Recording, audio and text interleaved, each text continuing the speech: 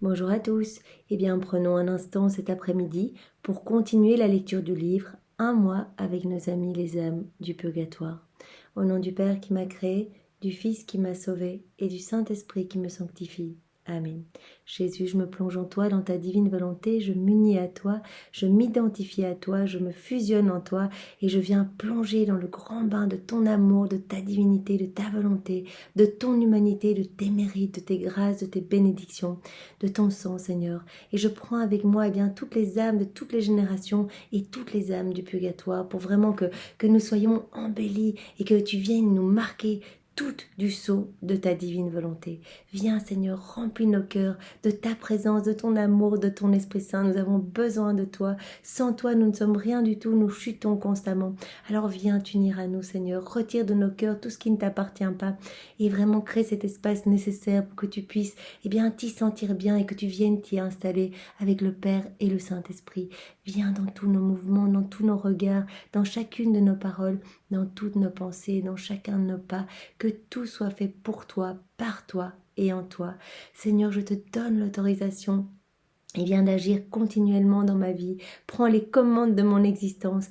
Viens à chaque instant et particulièrement dans ce moment. Viens lire toi-même à travers ma bouche, à travers mes pensées. Dispose mon cœur, mon intelligence pour que vraiment je puisse comprendre l'importance de cette lecture. Que je puisse m'ouvrir aux prières pour les âmes du purgatoire et que je puisse à chaque instant te prier de pouvoir expier mon purgatoire ici-bas, que nous puissions tous nous rendre compte que nous n'avons que cette vie pour t'aimer, pour te glorifier, pour te bénir, pour te louer, et que vraiment, passer cette vie, nous rentrons directement au moment de la justice divine. Ce n'est plus le temps de la miséricorde, mais de la justice, passer vraiment le cap de la mort. Donc vraiment, Seigneur, que nous puissions nous rendre compte que tout ce que nous faisons ici-bas a un prix immense à tes yeux, que vraiment notre foi en ta miséricorde, en ton amour, c'est quelque chose qui t'émeut, Seigneur. Et si nous te l'offrons au nom des âmes du purgatoire, ces âmes vont pouvoir expier plus vite ce temps de purification des conséquences de leurs péchés. Alors vraiment, aide-nous à quitter la voie du péché et à courir dans le sel de la perfection chrétienne. Merci, Seigneur. Parle maintenant à travers ma bouche et vraiment envoie-moi ton Esprit Saint. Alors, nous allons voir aujourd'hui que les âmes du purgatoire sont vraiment purifiées, qu'elles sont de saintes âmes et qu'elles aiment Dieu. Elles n'aiment pas Dieu comme nous, on aime Dieu ici, vraiment. D'ailleurs, on ne souffre pas de cette séparation avec Dieu parce que très souvent, on exclut Dieu de nos vies. On le retire des écoles, des tribunaux, on le fait passer en dernier. Il n'y a personne dans les églises, en tout cas très peu de personnes. Si nous avions conscience de ce qui se passe pendant une messe, qu'il y a toute la cour céleste, que Marie est présente, que Jésus est là et vraiment qu'il se donne à nouveau, qu'il y a vraiment, c'est comme si nous nous trouvions à nouveau et sur le mont Golgotha au pied de la croix, que nous recevions à nouveau les grâces, les bénédictions, tous les fruits de sa passion. Nous serions là tous les jours, nous essayerions d'aller 2 fois par jour à la messe, nous serions là à prier constamment. Si nous avions ne fût-ce qu'un petit peu connaissance, plus de connaissance de Dieu, plus d'amour pour Dieu, si nous ouvrions nos vies complètement à tout ce qu'il est, nos vies en seraient transformées. Ces âmes, au moment de la mort, ont vu la lumière, ont eu cette conscience de cet amour infini. Elles se sont laissées embrasées et c'est pour cela qu'elles ont choisi délibérément, parce qu'elles se sentaient indignes, impures avec leurs péchés et les conséquences de leurs péchés. Elles ont choisi délibérément d'aller vraiment se faire belle, revêtir l'habit des noces pour rejoindre après leur Seigneur, leur amour. Et c'est pour cela qu'elles souffrent plus de la nostalgie de Dieu que des flammes du purgatoire. Mais donc ces âmes sont saintes parce qu'elles ont vraiment, elles ont été baignées dans la lumière et l'amour de Dieu. Et donc elles ont été mais irradiées. En fait, c'est ça. Elles ont vraiment été irradiées. Et alors après, il y a les conséquences de leur péché qu'elles vont devoir expier, mais elles ont cette connaissance de Dieu que nous n'avons pas ici-bas. C'est pour cela que Sainte Catherine de Gênes disait que toute âme, dès qu'elle est en purgatoire, se trouve élevée à un état de perfection et d'union divine qui pourrait servir de modèle aux plus grands saints d'ici-bas. C'est cette connaissance de Dieu qu'elles ont vue au moment de leur mort, les font atteindre en fait une perfection que jamais ici-bas personne n'atteindra. Il y a là en effet une multitude d'âmes prédestinées qui ont triomphé de leur passion, qui ont vaincu le monde et le démon, qui ont pratiqué les vertus les plus héroïques et sont sorties de ce lieu d'exil chargées de mérite. Elles brilleraient comme des étoiles au firmament si la robe de leur innocence n'avait été ternie par quelques grains de la poussière de la terre. Bien, cette lumière qu'elles ont vue au moment de leur mort, voilà, les a déjà revêtues d'une magnifique robe, magnifique, vraiment, comme on dit, la robe de l'innocence. Et malheureusement, il y a ces fautes encore à expier, les conséquences de ces fautes. Voilà, nous savons que quand nous sommes plongés dans la miséricorde de Dieu, nous sommes complètement rendus lumière. Vraiment, le Seigneur prend nos fautes et il les sanctifie, il rend tout lumineux. Mais il y a tout le mal que nous avons fait aux autres. Il y a des conséquences à nos péchés, même si nos péchés sont pardonnés, sont effacés, deviennent lumière, il y a ces conséquences. Tout le mal qu'on a fait au Seigneur, puisque nous sommes câblés à son cœur, chaque fois que nous avons décidé, par exemple, de faire des actes dans nos volontés propres, nous lui avons envoyé un coup de poing, un crachat, un coup de flagellation, une épine de feu, etc. Et nous avons fait du mal aussi aux personnes ici-bas. Et donc ce sont ces conséquences-là que nous allons choisir d'expier au purgatoire. Ces âmes, elles ont connaissance, elles voient le Seigneur qui leur tend les bras, qui les aime, et elles voudraient se jeter dans ses bras. Mais elles ont tellement cette conscience, des conséquences de leur péché, qu'elles choisissent délibérément, ce sont ces âmes qui choisissent, d'aller se faire belle. D'aller vraiment prendre ce temps, même si ce temps de séparation est une souffrance inouïe, puisqu'elles ont vraiment cette soif de s'unir à Dieu. Elles choisissent quand même ce chemin parce elles deviennent saintes par la présence même de Dieu au moment de leur mort. Oui, ce sont des âmes belles, saintes, mortes à toute imperfection. La moins précieuse, vaut mieux que tout l'univers physique. Elles aiment leur Dieu souverainement, totalement. Cet amour leur fait aimer leur souffrance et la justice qui les retient dans le lieu de l'expiation. Donc ces âmes comprennent que vraiment c'est normal, que la justice de Dieu s'exerce. Elles ne vont pas se rebeller, essayer d'aller au paradis en disant oui mais voilà, comme nous le ferions ici-bas, puisque nous n'avons pas cette conscience de l'amour et de la lumière de Dieu, de sa miséricorde et de sa justice. Mais ces âmes, elles, qui ont cette conscience aiguisée, elles trouvent cela normal. En fait, elles ne vont pas se plaindre et constamment, elles vont louer, bénir et remercier la Trinité.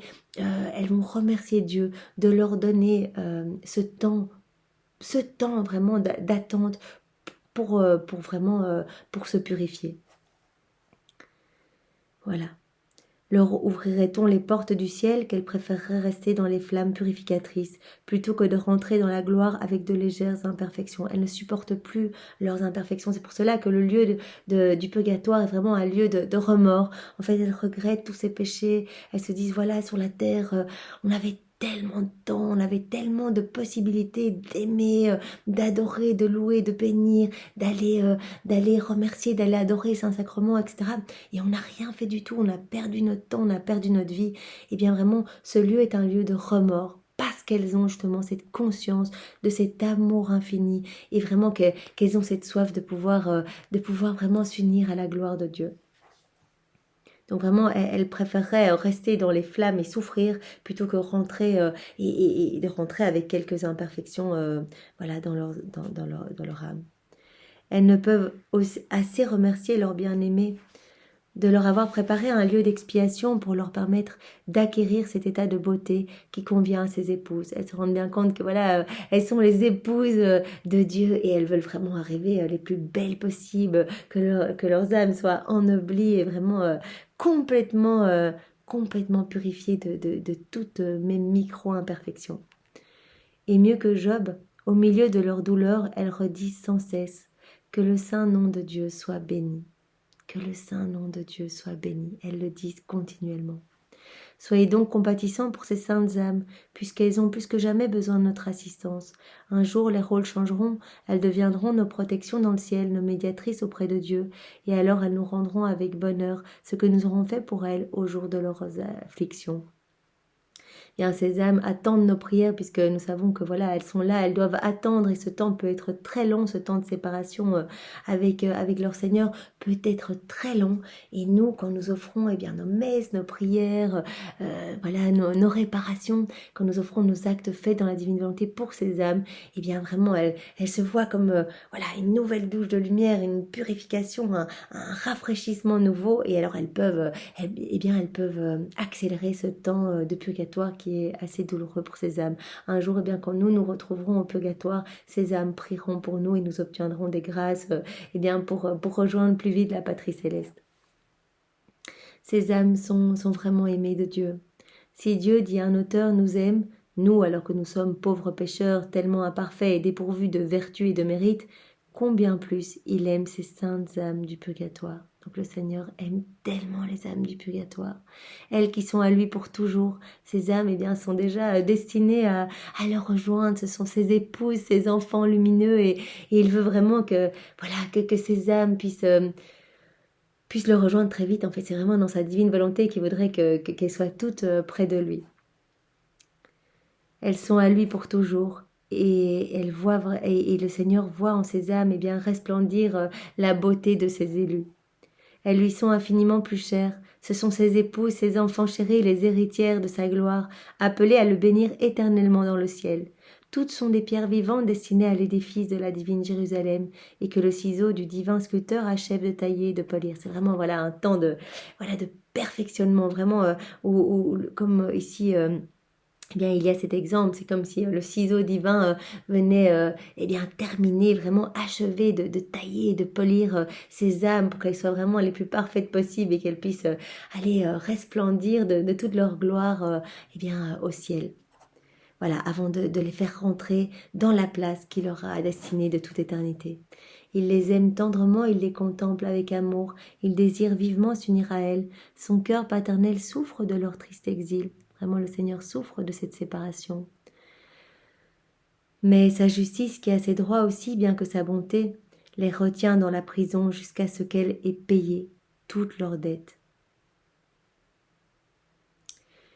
Voilà, donc vraiment, il y a cette immense miséricorde, mais il y a aussi un des piliers divins, des attributs divins, et bien c'est la justice divine. Et donc voilà, c'est le temps de la justice. Nous avons tout ce temps ici pour aimer sur la terre, et c'est le temps de la miséricorde. On peut aller se confesser quand on veut, on peut demander pardon, et le Seigneur nous pardonne toujours et complètement. Mais voilà, à partir du moment où on franchit le seuil de la mort, eh bien c'est le temps de la justice. Il n'y a plus de mérite à gagner et donc c'est pour cela que ces âmes doivent souvent attendre bien, nos prières à nous ici-bas qui ont vraiment un poids énorme pour les aider à s'élever plus vite vers le ciel. Aussi, quelle joie pour ce Père, bon et tendre, si un ami, un médiateur s'interposant entre le châtiment et la faute, vient désarmer sa rigueur et la réconcilier avec l'enfant de son amour. Eh bien, quand nous offrons nos prières, c'est comme si nous venions nous placer entre ces âmes du purgatoire qui ne peuvent plus offrir leurs prières et que nous servions de bouche pour ces âmes, pour vraiment venir implorer la miséricorde, venir implorer une indulgence plénière pour que ces âmes puissent rejoindre plus vite le ciel et que vraiment la miséricorde vienne terminer le travail le travail dans ces âmes et que ces âmes puissent se jeter dans les bras de Jésus. Que de raisons d'aimer ces âmes bénies et d'exercer largement la miséricorde envers elles. Elles sont si dignes de notre affection. Quand nous faisons l'aumône à un pauvre, nous ne savons pas s'il le mérite, s'il n'en sera pas plus coupable, plus ingrat, etc. Oui, quand on donne une personne dans la rue, en fait, on ne sait pas, on ne connaît pas cette personne, on ne sait pas si avec cela, il va être plus ingrat, il va aller peut-être faire de mauvaises choses, etc. Mais ici, on est sûr de ce qu'on offre pour ces âmes du purgatoire, on est sûr, ce sont des âmes bénies, ce sont déjà les élus du ciel, elles vont, à un moment ou à un autre, elles vont rejoindre la gloire du ciel, elles vont se retrouver vraiment dans la patrie céleste, ce sont les saintes âmes. Et donc vraiment, si nous travaillons à leur purification, à coup sûr, nous rendrons tous les mérites de leur salut. En fait, le Seigneur nous a prévenu que lui-même nous rendrait les mérites attachés au salut de toutes ces âmes. Voilà, toutes ces âmes qui auront pu arriver plus vite au ciel grâce à nos prières, grâce à nos petits sacrifices, nos petits jeûnes, etc. Le Seigneur nous donnera tous les mérites attachés vraiment à l'expiation des conséquences des péchés de ces âmes. Donc vraiment, et ces âmes vont prier pour nous. Elles vont être vraiment là au pied du trône et elles vont vont nous obtenir des grâces, elles vont nous obtenir des bénédictions, etc. pour nos familles, nos foyers, voilà, pour tous nos proches et aussi pour toutes les âmes en exil ici-bas. Donc vraiment ces âmes prient constamment pour nous déjà au purgatoire, mais vraiment elles sont en route vers le paradis et là elles vont avoir vraiment un accès direct, elles vont pouvoir parler directement à la Trinité Sainte et nous obtenir vraiment énormément. Donc vraiment ce que nous dit ici l'abbé Berlou, c'est que vraiment nous ne travaillons pas à perdre, nous travaillons à coup sûr, même si vraiment nous ne devons pas faire cela pour bien sûr ce que nous allons obtenir de ces âmes, mais plutôt pour les soulager. Nous devons le faire vraiment sans intérêt personnel, mais juste parce que quand nous serons là-bas, eh bien nous serons contents que des âmes ici-bas pensent à nous et offrent leur mérite pour nous, pour que nous puissions abréger ce temps tellement difficile. Cela doit être vraiment très dur d'être séparé de Dieu. Donc il dit, voilà, nous travaillons à coup sûr, la terre où nous semons est invariablement fidèle. Pour chaque grain qu'on y jette, le ciel récolte un fruit et nous une bénédiction. À chaque fois qu'on fait quelque chose pour les âmes du purgatoire, eh bien le ciel va récolter un fruit, il y a des âmes qui vont être sauvées. Voilà, si nous prenons l'habitude, tous les jours de penser aux âmes du purgatoire, d'offrir nos chapelets pour les âmes du purgatoire, etc. À chaque fois, il y a des âmes qui montent et qui viennent se jeter dans les bras de Jésus et nous recevons, nous recevons des bénédictions et des bénédictions et des bénédictions ici-bas.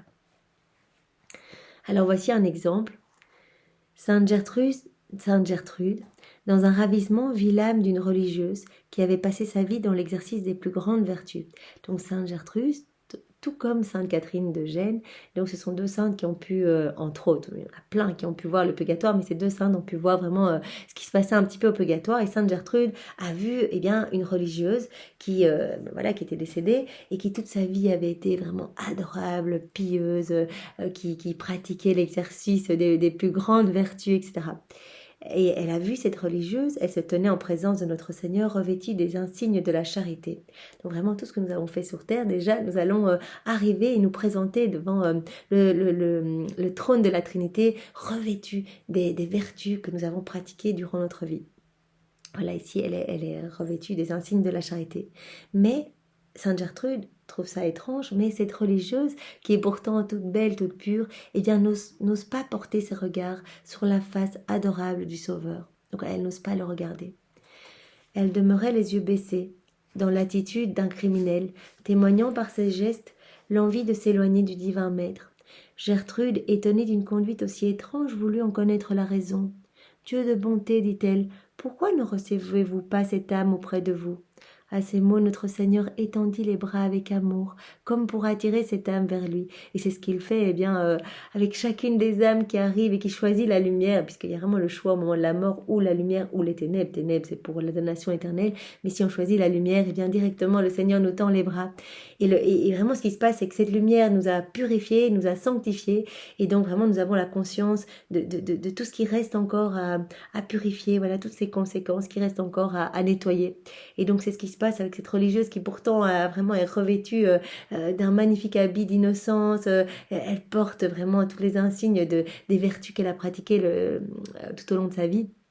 Et vraiment, Sainte Gertrude ne comprend pas, puisque ici-bas, on n'a pas idée de ce qui se passe quand on arrive là au-dessus, de vraiment cet état d'amour fou pour Dieu, qui fait qu'on n'a pas envie de l'offenser en venant avec même des petites poussières d'imperfection.